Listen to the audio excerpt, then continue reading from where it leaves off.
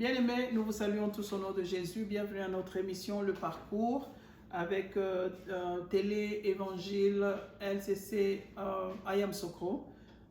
Nous sommes dans la joie de continuer notre émission. Nous parlions de comment solidifier le mariage. Et sans plus tarder, je vais passer la parole au pasteur. Bien-aimés, que la paix du Seigneur soit toujours dans vos maisons. Nous continuons donc, nous étions en train de donner les 3 pierres pour bâtir un mariage solide. Un, dédier son mariage à Christ. Deuxièmement, se dédier soi-même à son mariage, c'est-à-dire donner priorité au mariage. Et troisièmement, l'affection et le respect dans le mariage. Voilà pour moi les 3 qui sont fondamentales sur lesquelles nous pouvons bâtir un mariage solide. Il y a beaucoup là-dedans, nous allons en parler. Donc le respect et l'affection et le respect qui sont à peu près les termes pas interchangeables, mais quand il y a l'affection, il doit y avoir le respect. On ne peut pas avoir l'affection sans le respect. Ça veut dire, bien aimé, l'affection, il n'y a pas de place dans le mariage pour les abus. Dieu déteste la violence, la répudiation, quelle qu'elle soit. Elle peut être physique ou verbale. Donc, comment est-ce qu'on peut montrer l'affection et le respect? C'est en apprenant d'abord à mieux communiquer. C'est l'une des choses que les communications, évidemment, ça sera un sujet large parce qu'il y a à boire et à manger là-dedans. Beaucoup en ont parlé. C'est quoi la communication? Comment devons-nous communiquer? Mais aujourd'hui, laissez-moi seulement vous dire, apprenez à connaître l'autre pour mieux communiquer. Et quand vous communiquez, ça veut dire apprendre à écouter. Une des choses où nous sommes presque tous faibles là-dedans. Écouter, nous ne sommes pas des bons écouteurs. Ou on écoute selon nous. Selon nous. Nous allons apprendre à faire la différence entre les faits, se baser sur les faits, au lieu de s'attarder sur les futilités, mais les faits. Donc, apprendre à écouter et apprendre aussi, respecter l'autre, c'est partager ses avis sans peur d'être blâmé, rejeté, contredit. Ça veut dire que créer, à peine commencer le mariage, voilà les choses qui doivent être au début. Créer une plateforme, comme on dit en anglais, une plateforme aussi en français, où on n'a pas peur, où on vient se confier à l'autre, on vient parler, on vient partager ce qu'on pense. Et on en parle, on en discute. Voilà un peu ce que je trouve au début comme respect. Il y a beaucoup à dire sur le respect. C'est-à-dire, ne laissez pas une journée passer sans que vous puissiez témoigner à l'autre l'amour, lui dire que vous l'aimez. Donc, ça peut témoigner, j'ai dit témoigner ou exprimer. Oui, ça ne veut pas dire seulement dire, ça veut dire aussi montrer-le, exprimer. Ça peut être un hug, ça peut être un baiser, ça peut être le toucher, ça peut être tous les gestes ou tout acte qui peut témoigner à l'autre chaque jour que vous l'aimez. J'insiste, ne laissez jamais passer une journée sans exprimer l'amour. Donc, voilà une des 3e pierres que j'ai appelée le respect. Respecter l'autre, le connaître, d'où la personne est venue, comment elle agit par rapport à son passé. C'est en réalité mieux connaître l'autre. Voilà pourquoi nous passons le temps avant le mariage, dans les fiançailles, pour connaître l'autre. Et au fur et à mesure qu'on est dans le mariage, on apprend aussi à connaître le langage de l'amour de l'autre pour le respecter. On sait là où l'autre vraiment s'arrête, là où il y a beaucoup à dire. Je vais laisser aussi la parole à maman. Et voilà, nous pouvons continuer après. Dans l'affection, comme papa a dit, il y a le respect. Dans toute affection, on sent le respect de son engagement, le respect de son amour, le respect de la parole qu'on a donnée. Quand on a dit, bien aimé, ne soyons pas en général des gens qui donnent des paroles à gauche, à droite, sans les respecter. Soyons des hommes et des femmes de parole. Quand j'ai dit que je m'engage dans ce mariage par amour, c'est par amour.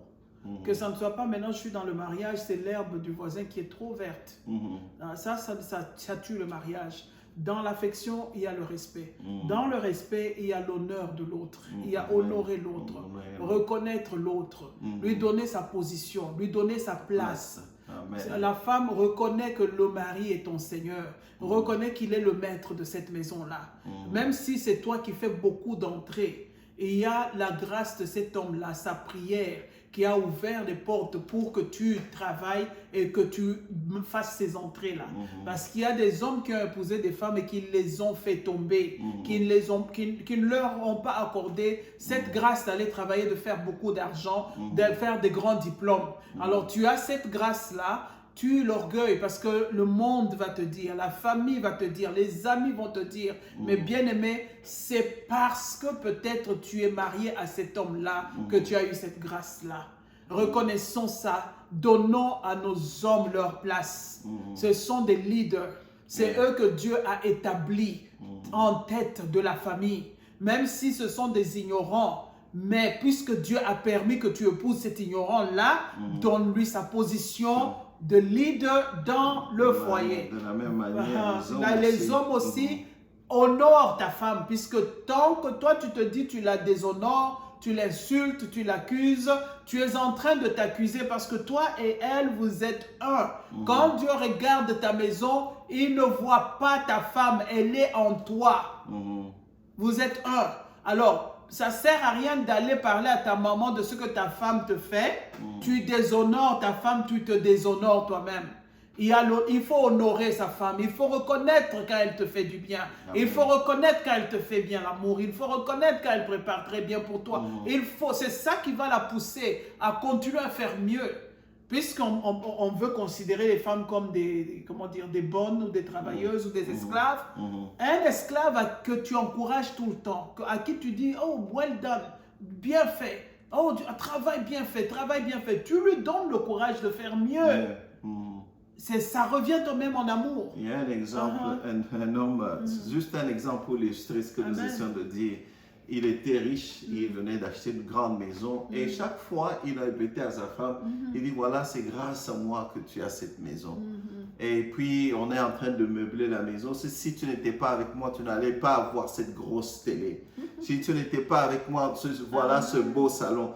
Finalement la femme fatiguée aussi elle lui dit si ce n'était pas à cause de ton argent, je ne serais pas avec toi. Amen. Donc voilà, le respect va même plus loin jusqu'à respecter l'autre, même dans la manière de faire l'amour. Il y a une question, une fois m'a posé, il dit, pasteur, parce que les gens aiment bien poser des questions, que faut-il faire et que ne faut-il pas faire en ce qui concerne l'intimité sexuelle? Et il dit, bon, respectez seulement l'autre. Ne poussez pas l'autre à aller au-delà de sa conscience ou des choses que la personne ne peut pas accepter. Donc, respecter l'autre. Je ne dis pas qu'il y a des limites ou quoi, mais je dis tout simplement, c'est là qu'intervient un peu le respect de l'autre. Tu respectes ce qui est à toi, ce qui est toi. La femme, elle est toi. Vous êtes un. Ton homme, il est toi. Vous êtes un. Quand vous allez exposer l'autre dehors, vous vous exposez vous-même. Vous vous insultez vous-même. Vous vous frappez vous-même. C'est là que le couple ne comprend pas qu'ils sont un. Dieu vous voit comme un. Il a dit un et un seront un. Alors, bien aimé, c'est important que nous en parlions. Quand papa a parlé de comment respecter même dans l'acte sexuel, tu sens ce que l'autre sent. Tu veux que l'autre soit satisfait comme toi tu veux être satisfait. Amen. Tu veux que l'autre jouisse de ce privilège-là, comme toi tu veux jouir aussi de ce privilège-là. Que ce soit financièrement, que ce soit... Vous êtes un. Ces histoires de moi j'ai fait, lui il a fait. Quand il y a ce langage-là, il n'y a pas encore unité. Et c'est là que le respect ne vient pas. Il faut respecter, honorer ta femme en public. Elle va t'honorer. La femme reçoit. Elle reçoit le sperme, elle donne l'enfant. Elle reçoit l'amour, elle donne l'amour. Ce qu'elle reçoit, c'est ce qu'elle va te donner en retour.